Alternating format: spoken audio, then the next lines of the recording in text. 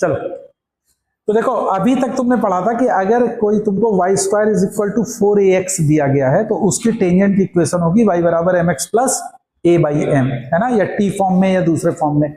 Suppose कर लो अगर तुम्हारी इक्वेशन पैराबोला जो है वो है y माइनस a का whole square is equal to 4a into x minus h, और इस पे तुम्हें किसी पॉइंट पे तुम्हें टेंजेंट की इक्वेशन लिखनी है तो इसको तुम स्टैंडर्ड फॉर्म में बना लोगे, that is y square is equal to 4a capital x, और फिर क्या हो जाएगी टेंजेंट की इक्वेशन y बराबर mx plus a by m, और फिर y की जगह क्या रख दोगे y minus k is equal to m times x minus h plus a upon m। Is that clear? तो ये याद रखना कि अगर तुमको टेंजेंट पैराबोला ऐसे देगा तो you can easily find the equation of tangent in this way. Is that clear? ठीक है ना?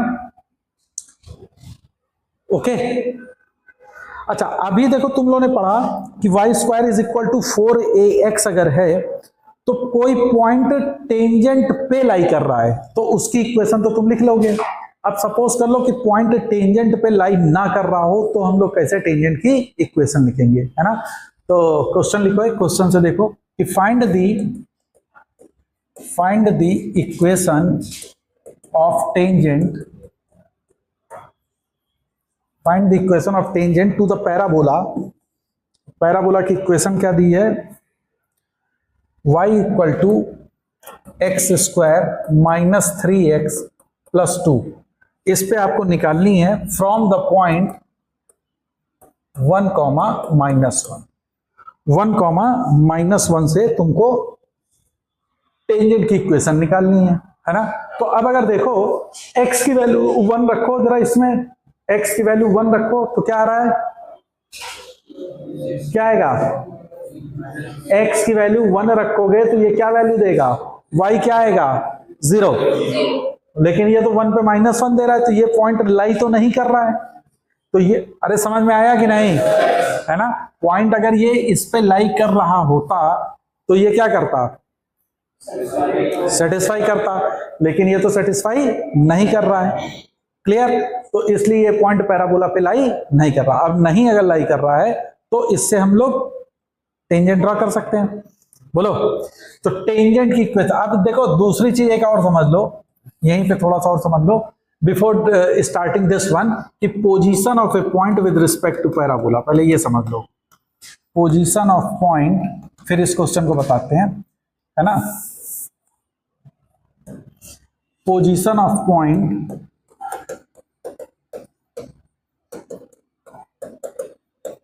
With respect to parabola. जैसे सपोज कर लो कि ये कोई पैराबोला आपका दिया गया है, y square is equal to 4ax। अब कोई एक पॉइंट है P that is x1 comma y1। ठीक है, अब जरा गौर करना, ये पॉइंट तो x1 ही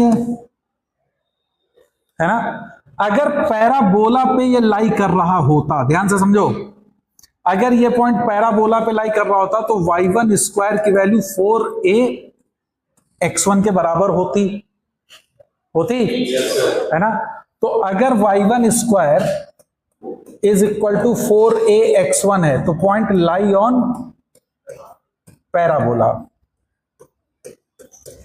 ओके अच्छा, अब जरा दूसरी चीज देखो, अगर पॉइंट पैराबोला के बाहर है, ये पॉइंट P यहां पे जो बन रहा है ये पैराबोला के बाहर है, इसका देखो विद रिस्पेक्ट टू x1 इसका ये y1 है, बोलो,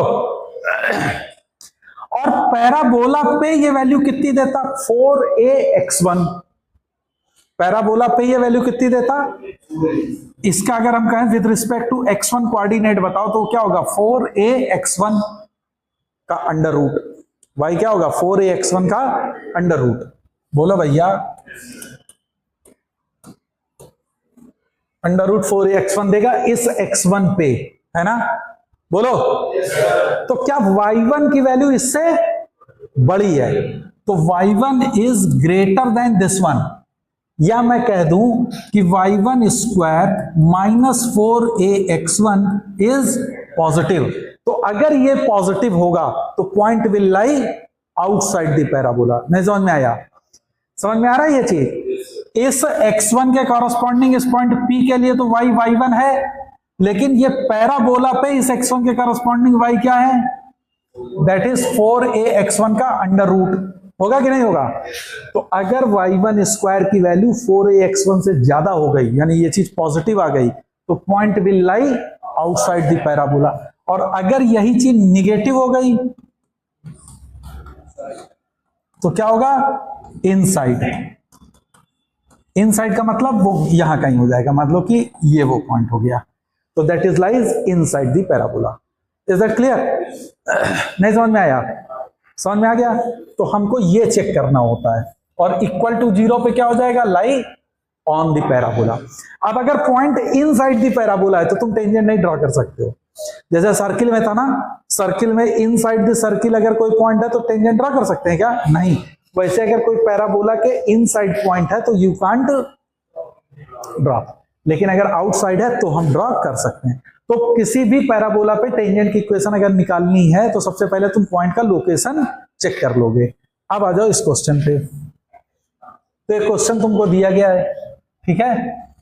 तो 1,1 पे अगर तुम देखो, 1,1 पे तो इसका वैल्यू कितनी आ रही है? तुमने देख लिया कि पॉइंट लाई नहीं कर रहा है और ये point outside the parabola exist कर रहा है ना? This point lies outside the parabola. तो अब जरा देखो, इक्वेशन हमको निकालनी है, तो क्या करोगे तुम? पॉइंट चूंकि बाहर है तो ऐसे क्वेश्चन को करने के लिए सबसे पहले आप क्या करो कि इसको डिफरेंशिएट कर लो। तो डिफरेंशिएट करोगे तो dy बाई डी एक्स की वैल्यू क्या आ जाएगी? 2x minus 3। और मान लो कि जिस पॉइंट पे हमको पॉइंट ऑफ कांटेक्ट निकालना है उसके कोऑर्डिनेट x1, y1 है, और ये पॉइंट जो है ये लाई कर रहा है इस पैराबोला पे, ठीक है? बोलो भाई। तो dy बाई डी एक्स, और ये पॉइंट है P, dy by d x at point P पे क्या आ जाएगा? 2x1 माइनस 3 हो जाएगा। dy by d x at point P क्या आ जाएगा? 2x1 minus 3। तो टेंजेंट की इक्वेशन क्या होगी? टेंजेंट की इक्वेशन क्या हो जाएगी? y minus y1 is equal to m। What is m? 2x1 minus 3 into x minus x1। बोलो, ये होगा? ध्यान रखना, ये चीज हमको करनी रहेगी। अब ये टेंजेंट कहां से पास कर रही है? 1,-1 से। तो नॉट सेटिस्फाइड इट 1,-1, तो -1 रखोगे तो ये क्या बनेगा? -1 माइनस y1। बात समझ में आ रही है?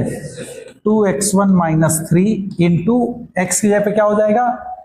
1 minus x1। Is that okay? एक इक्वेशन आ गई। दूसरी साथ ही साथ क्या है कि ये जो इक्वेशन है तो x1 और y1 जो है वो इस पे भी लाई कर रहा होगा ऑब्वियसली, क्योंकि ये पॉइंट हमने P जो लिया है वो कहां पे लिया हुआ है? जो पैराबोला पे है, बाहर पॉइंट नहीं है। बाहर भैया ये है, ये पॉइंट, क्योंकि dy बाई डी एक्स कभी भी लिखोगे तो हमेशा उस पॉइंट पे निकाला जाता है वो जो लाई करता है कोनिक पे। तो ये पॉइंट तुम्हारा इस पे भी लाई कर रहा है। समझ में आ रही मेरी बात? तो क्या हो जाएगा? y1 is equal to x1 square minus 3x1 plus 2 होगा। यस। और एक y1 तुमको यहां पे दिया है, तो now put the value of y1 from here. तो जरा वैल्यू पुट करो। तो -1 माइनस y1 की जगह जल्दी बताओ क्या लिखूं? x1 square minus 3x1 plus 2 is equal to, इसका मल्टीप्लाई करो तो ये क्या आएगा? 2x1 minus 3 minus 2x1 square और माइनस माइनस प्लस 3x1। समझ में आ रहा है? तो जरा जल्दी से बताओ क्या आएगा? -1 minus x1 square plus 3x1 minus 2 is equal to 2x1 और ये 3 5x1 -3 -2x1²। तो जरा इसको सॉल्व करके बताओ क्या आएगा भाई। ये इधर जाएगा तो आ जाएगा x1², इधर जाएगा तो क्या आएगा x1²। ये 5x1 इधर जाएगा तो आएगा -2x1। बोलो -2x1 और -3 कैंसिल हो गया, तो दिस इज इक्वल टू 0। तो x1 की दो वैल्यू आ गई, दैट इज 0 एंड 2। x1 की कितनी वैल्यू आ गई 0 एंड 2। देख लो कैलकुलेशन चेक कर लेना। जब x1 की वैल्यू 0 होगी तो y की वैल्यू निकल जाएगी 0,2। और जब x1 की वैल्यू, अच्छा अब x1 मान लो अगर 0 है तो x1 अगर 0 होगा तो dy/dx कितना होगा -3। x1 अगर 0 होगा तो क्या होगा -3, है ना। तो टेंजेंट की इक्वेशन क्या हो जाएगी, इसमें रख दोगे। y1 क्या निकल जाएगा करस्पॉन्डिंगली। समझ में आ रही मेरी बात, मैं क्या कह रहा हूं कि x1 की वैल्यू 0 आई थी और x1 की वैल्यू कितनी आई थी 2। तो इसके करस्पॉन्डिंग जल्दी से बताओ y1 कितना आया था, और y1 ये क्या आया था माइनस। अरे यार तुम लोग कैलकुलेशन भी ना करे हो। x1 की वैल्यू 0 होगी तो y की वैल्यू कितनी है 2, और x1 की वैल्यू 2 है तो y की वैल्यू जल्दी से बताओ। 2 दूनी 4, 2 6 0, है ना। बोलो। तो x1 की वैल्यू 0 पे y1 2 था, और x1 की वैल्यू 0 पे y1 0, यही था ना। तो इनके पॉइंट ऑफ कांटेक्ट क्या क्या आ रहा है 0,2 एंड 2,0। तो अब इन पे तुम टेंजेंट की इक्वेशन नहीं लिख सकते हो। तो ना अब आप आराम से इसको टेंजेंट की इक्वेशन x1 y1 उस इक्वेशन में पुट कर देना, तो you will get the equation of tangent इस वाली इक्वेशन में। तो you will get the equation of tangent. Clear. 3x + y -2 = 0। ये कह रहा है कि ये आई सर एक टेंजेंट। अब देख लो अगर इसमें y की वैल्यू 2 x की वैल्यू 0, इस पे सेटिस्फाई भी कर रही है ना। तो 3x + y -2 = 0 is the equation of one of the tangent. दूसरी टेंजेंट 2,0 रखोगे तो उस पे कैलकुलेट कर लेना। बोलो समझ में आया कि नहीं। तो you can easily put the value and get the equation of tangent at this. तो अगर कोई पॉइंट आउटसाइड द पैराबोला है ना, तो हमेशा करने का तरीका यही रहेगा आपका, डिफरेंशिएट करो, उस पे पॉइंट मानो, इक्वेट करके पॉइंट ऑफ कांटेक्ट निकालो and then find the equation of tangent. Clear है। बोलो ओके। तो अब हम डिफरेंट पैराबोलास को कंसीडर कर रहे हैं। पहला हम लोग देखो y² = 4ax पे तुमने टेंजेंट की इक्वेशन निकाल ली थी, y² = 4ax पे। अब सपोज कर लो कि तुम्हारा इक्वेशन है y² = -4ax, y² = -4ax। तो अब जरा देखो इसके लिए टेंजेंट की इक्वेशन मैं लिख रहा हूं, तो 2y dy/dx, इसकी वैल्यू कितनी होगी -4a। तो y की वैल्यू कितनी आ गई जल्दी बताओ। ये हो जाएगा m, है ना। तो -2a/m, और ये y की वैल्यू इसमें पुट कर दोगे तो x की वैल्यू जल्दी से बताओ कितनी आई, जल्दी बताओ। -a/m², माइनस का a/m², है ना। तो पॉइंट ऑफ कांटेक्ट यहां पे क्या आ गए POC -a/m² एंड -2a/m, ये होगा पॉइंट ऑफ कांटेक्ट। और टेंजेंट की इक्वेशन क्या होगी y -y1, तो y1 क्या है दिस वन, तो +2a/m = m times x -+ a/m²। तो इसको अगर तुम सॉल्व करोगे तो this comes out to be y = mx - a/m। तो this is the equation of tangent, है ना।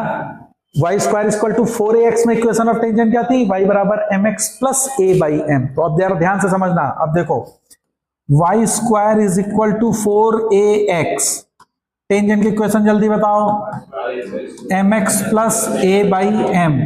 पॉइंट ऑफ कांटेक्ट इसके बताओ, a by m square comma 2a upon m। ठीक, जब y square is equal to -4ax है ना, तो देखो टेंजेंट क्या है, mx minus a by m, और उसमें था प्लस a बाई एम। तो अगर हम a की जगह माइनस a पुट कर दे तो देखो हमको मिल जाएगी ये वाली। और पॉइंट ऑफ कांटेक्ट इस वाले में था a by m square 2a by m square, a की जगह माइनस a रखो तो देखो इसके पॉइंट ऑफ कांटेक्ट दिख रहा है। तो अगर तुमको मालूम है y square equal to 4ax, तो y square equal to -4ax में a की जगह पे क्या कर दोगे, -a, तो तुम इसकी tangent and point of contact equation निकाल सकते हो। Is that clear? तो ये याद रखना कि तुम रिप्लेस केवल क्या कर दो, a की जगह पे -a, तो तुमको आराम से टेंजेंट एंड उनके पॉइंट ऑफ कांटेक्ट मिल जाएंगे। ठीक, अच्छा अब जरा देखो, यही y square is equal to -4ax है, और एक तरफ हम लोग अभी इसको कंपेयर करेंगे y square equal to 4ax, अब t के फॉर्म में निकाल रहे हैं, है ना, t वाले में। इसमें हमको बताओ कि जो पैरामीट्रिक पॉइंट होता है वो क्या लेते हो, t पॉइंट जो लेते हो वो क्या लेते हैं हम लोग, मैंने बताया था माइनस का at स्क्वायर, बोलो, और दूसरा 2at, ये तो बताया था। और इसमें क्या था, at स्क्वायर कॉमा 2at। क्या फर्क दिख रहा है दोनों में, x का कोऑर्डिनेट माइनस से हो गया, तो x के कोऑर्डिनेट को माइनस से चेंज कर दो, तो इसमें इक्वेशन क्या थी, t y is equal to x plus at square, तो इसमें टेंजेंट की इक्वेशन क्या हो जाएगी, तो this is the equation of tangent. Is it clear? तो नोट कर लो, जब भी t वाले में करोगे तो x की जगह क्या रख दोगे, -x, m वाले में करोगे तो a की जगह क्या कर दोगे, -a, बस। ओके, तो टेंजेंट के फॉर्म आ गया। अब x1 y1 वाला तो वो तो बहुत आराम से लिख सकते हो कि y y1 is equal to -2a x plus x1, simple, clear. अब आ जाओ दूसरा पैराबोला, दूसरा पैराबोला कौन सा है, x square is equal to 4ay। मान लो अब ये है पैराबोला, ये भी तो पैराबोला हो सकता है। अब हमको इसमें टेंजेंट की इक्वेशन निकालनी है, तो टेंजेंट की इक्वेशन निकालने के लिए सबसे पहले क्या करेंगे, डिफरेंशिएट कर दो, तो 2x is equal to 4a dy by dx, तो dy बाई dx क्या होगा, उस पॉइंट पे पॉइंट ऑफ स्लोप हो जाएगा। तो x की वैल्यू कितनी आ गई, देख के बताओ, 2am आई, x की वैल्यू क्या आ रही, 2am, x की वैल्यू पुट कर दो, तो y की जल्दी से बताओ वैल्यू कितनी आई, x की वैल्यू 2am रखोगे तो y की वैल्यू क्या आ रही है, am स्क्वायर। बोलो भाई, आ रही है, समझ में आ रहा है कि नहीं? तो इसमें पॉइंट ऑफ कांटेक्ट क्या आ गया, 2am, am स्क्वायर, और ये पॉइंट ऑफ कांटेक्ट होगा, और टेंजेंट की इक्वेशन क्या हो जाएगी, what is the equation of tangent, y minus y1 is equal to m times x minus x1, तो y की वैल्यू आ जाएगी mx minus am square. This is the equation of tangent.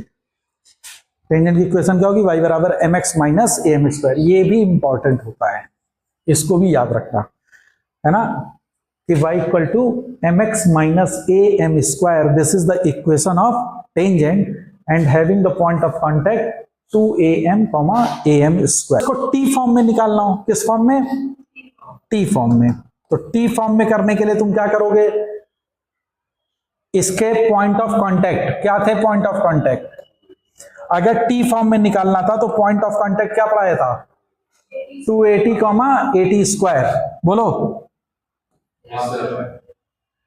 280 80 square, यही तो था, 280 80 स्क्वायर। तो जरा इसको और इसको कंपेयर करो, तो t इक्वल टू m है, तो इसमें t equal to m substitute कर दोगे तो क्या आ जाएगी इक्वेशन, y बराबर tx माइनस 80 स्क्वायर। ठीक है, तो y इक्वल टू tx minus at square is the equation of tangent in this particular case.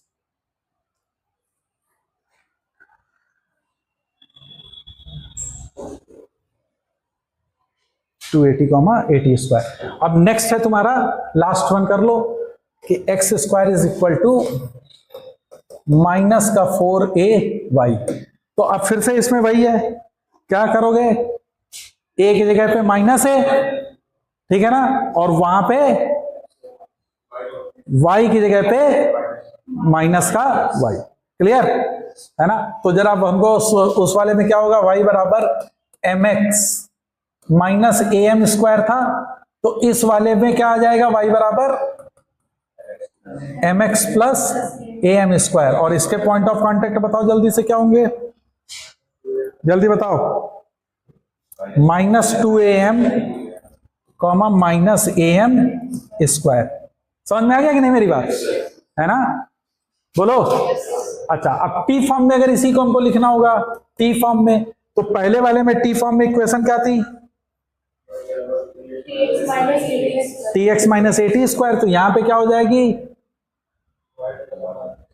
बोलो, इसमें हो जाएगी कि tx is equal to minus y plus at square. Is that okay. और पॉइंट ऑफ कांटेक्ट क्या आ जाएगा इस केस में, 280 कॉमा माइनस एटी स्क्वायर। तो आई थिंक ये आपको सारा समझ में आ गया होगा कि सारे डिफरेंट फॉर्म में टेंजेंट की इक्वेशन क्या होंगी और उनके रिस्पेक्टिव पॉइंट ऑफ कांटेक्ट क्या होंगे, है ना। सबको करने का इजी तरीका आपने देख लिया कि कैसे हमको इसको सॉल्व करना होगा, ठीक है। तो अब नेक्स्ट टर्न पे हम लोग प्रॉपर्टीज ऑफ द टेंजेंट करेंगे। ओके ओके, देन बंद कर दे,